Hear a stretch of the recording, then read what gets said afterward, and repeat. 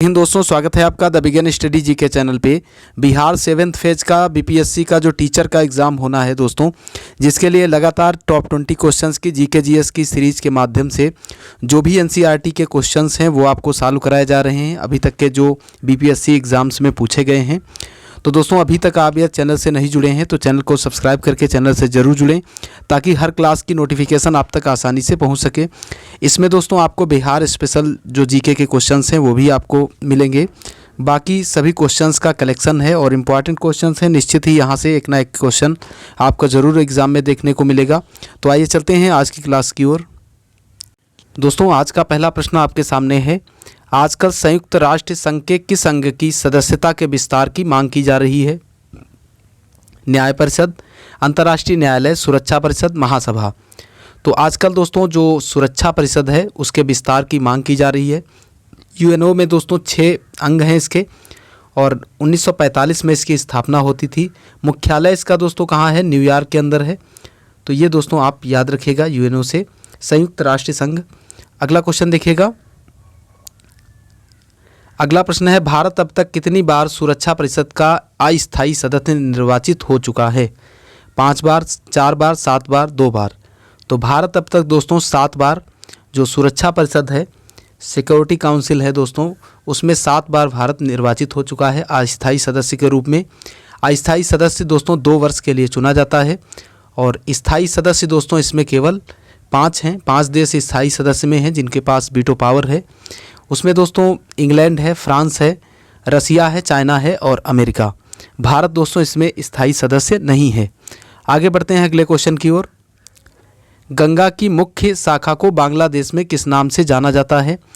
तो गंगा की जो मुख्य शाखा है उसको बांग्लादेश में दोस्तों पद्मा के नाम से जाना जाता है। ऑप्शन 20 का बिल्कुल राइट हो जाएगा। और जो ब्रह्मपुत्र है दोस्तों उसको जमुना के नाम से जाना जाता है। और इन दोनों की संयुक्त धारा है जो बंगाल की खाड़ी में गिरती है, उसको दोस्तों मेघना के नाम से जाना जाता है। तो ये आप याद रखिएगा। अगला क्वेश्चन देखिएगा। पहाड़ों की नगरी किसे कहा जाता है? नेत्राहट को, मंसूरी को, डूंगरपुर को, देहरादून को। तो पहाड़ों की नगरी के नाम से दोस्तों किसको जाना जाता है? डूंगरपुर को। ऑप्शन सी इसका बिल्कुल करेक्ट है। आगे बढ़ते हैं। अगला क्वेश्चन देखिएगा दोस्तों। साधारण सभा के अति महत्वपूर्ण निर्णय कैसे दिए जाते हैं? मतदान के थ्रू, सर्वसम्मत से, 2/3 बहुमत से, सामान्य बहुमत से। तो साधारण सभा के जो अति महत्वपूर्ण निर्णय हैं दोस्तों उनको किस प्रक्रिया से दिया जाता है? मतदान की प्रक्रिया से दोस्तों निर्णय दिए जाते हैं, इसलिए ऑप्शन ए इसका बिल्कुल राइट हो जाएगा। अगला क्वेश्चन देखिएगा। विश्व में मोटे अनाज का सबसे बड़ा उत्पादक देश कौन है? गुयाना, ब्राज़ील, भारत, इनमें से कोई नहीं। तो विश्व में मोटे अनाज का सबसे बड़ा जो उत्पादक देश है वो है दोस्तों भारत। ऑप्शन सी इसका बिल्कुल राइट हो जाएगा। आगे बढ़ते हैं अगले क्वेश्चन की ओर। अगला प्रश्न है दोस्तों, भारत में किसी शहर का पहला नागरिक कौन होता है? तो कई बार आपको बता चुके हैं दोस्तों, भारत में शहर का प्रथम नागरिक मेयर होता है। ऑप्शन ए इसका बिल्कुल राइट हो जाएगा। आगे बढ़ते हैं अगले क्वेश्चन की ओर। अगला प्रश्न है, स्वर्ण सिंह समिति ने किसकी सलाह दी थी? राज्य स्तरीय चुनाव आयोग का, पंचायती राज में सुधार, भारतीय संविधान में मौलिक कर्तव्यों को शामिल करने के लिए, हिमालय और प्रायद्वीप नदियों का अंतःक्रिया। तो स्वर्ण सिंह समिति के द्वारा क्या लाया गया था? भारतीय संविधान में मौलिक कर्तव्यों को जोड़ा गया था। 11 मौलिक कर्तव्य जो हैं दोस्तों संविधान में वर्णित हैं। संविधान के भाग 4 का के अनुच्छेद 51 का में दोस्तों 11 मौलिक कर्तव्य स्वर्ण सिंह समिति के द्वारा जोड़े गए थे। आगे देखते हैं अगले क्वेश्चन को। भारत में मीठे पानी वाली सबसे बड़ी झील कौन सी है? सांभर, लोकटक, वुलर या चिल्का। तो मीठे पानी की सबसे बड़ी झील भारत में है वुलर झील, जो कि जम्मू कश्मीर में स्थित है। तो इसे आप याद रखिएगा। लेवेंडर की खेती सबसे ज़्यादा कहाँ होती है दोस्तों? जम्मू कश्मीर में होती है, और ट्यूलिप गार्डन भी जम्मू कश्मीर में स्थित है। तो इसे आप याद रखिएगा। अगला क्वेश्चन देखिएगा। निम्नलिखित में से किसको भूरा कोयला कहा जाता है? बिटुमिन्स को, कोक को, एंथ्रासाइट को, लिग्नाइट को। तो इनमें से दोस्तों जो लिग्नाइट कोयला होता है, जो कि भारत में सबसे ज़्यादा पाया जाता है, इसे भूरा कोयला कहा जाता है। सबसे अच्छी क्वालिटी का सबसे अच्छा जो कोयला होता है वो होता है दोस्तों एंथ्रासाइट, और सबसे जो खराब कोयला होता है वो होता है पीट कोयला। और भारत में सबसे ज़्यादा पाया जाने वाला कोयला है दोस्तों लिग्नाइट, जिसको भूरा कोयला भी कहा जाता है। अगला क्वेश्चन देखिएगा,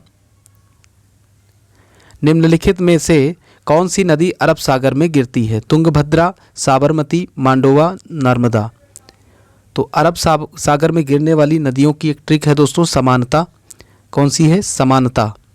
सा से साबरमती, माँ से माही, ना से नर्मदा और ता से ताप्ती। तो इनमें से कौन सी नदी दोस्तों है? नर्मदा नदी जो है आपकी अरब सागर में गिरती है। साबरमती, माही, नर्मदा, ताप्ती। तो ऑप्शन के हिसाब से दोस्तों देखा जाए तो यहाँ पे ऑप्शन बी भी इसका राइट है।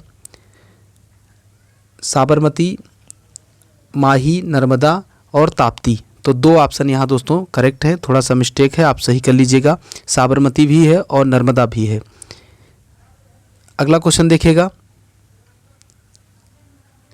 भारत की सर्वाधिक सीमा किस देश के साथ लगती है? पाकिस्तान, चीन, बांग्लादेश, नेपाल। तो भारत की सबसे ज़्यादा सीमा लगती है बांग्लादेश के साथ में।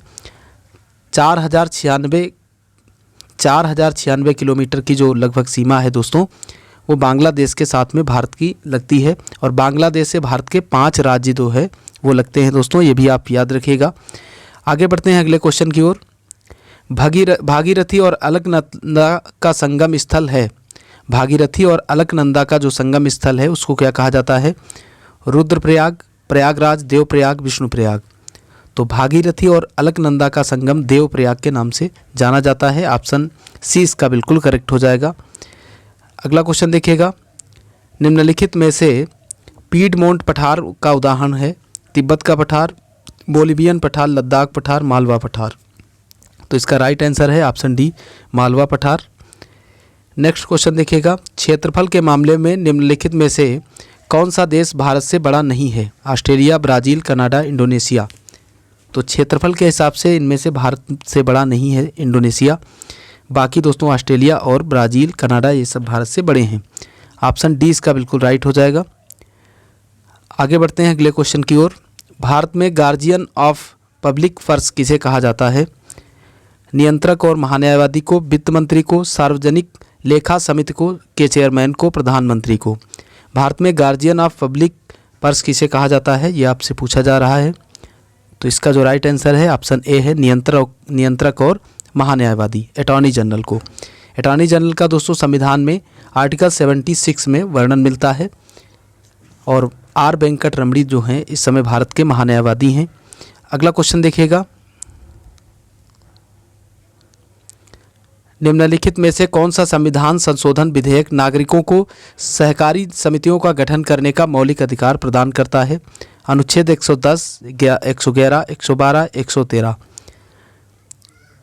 तो सहकारी समितियों के गठन का जो मौलिक अधिकार है ये कौन सा अनुच्छेद प्रदान करता है?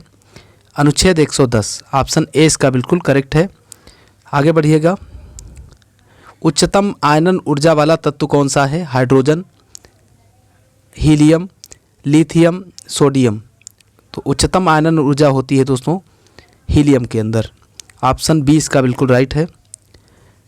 आज का सेकंड लास्ट क्वेश्चन है, साबुनीकरण प्रक्रिया में प्राप्त एल्कोहल कौन सा होता है? Ethyl alcohol, methyl alcohol, cast spirit, glycerol. तो ये होता है दोस्तों आपका एथाइल एल्कोहल। ऑप्शन ए इसका बिल्कुल करेक्ट है। आज के लास्ट क्वेश्चन की ओर बढ़ते हैं, बिजली का बल्ब के निर्माण में किस कांच का उपयोग किया जाता है? पायरेक्स कांच का, क्राउन कांच का, फाइबर कांच का, फ्लिंट कांच का। तो बिजली का बल्ब बनाया जाता है फ्लिंट कांच से। ऑप्शन बी इसका बिल्कुल राइट हो जाएगा। और इसका जो तंतु होता है बिजली के बल्ब का वो टंगस्टन का होता है। किसका होता है?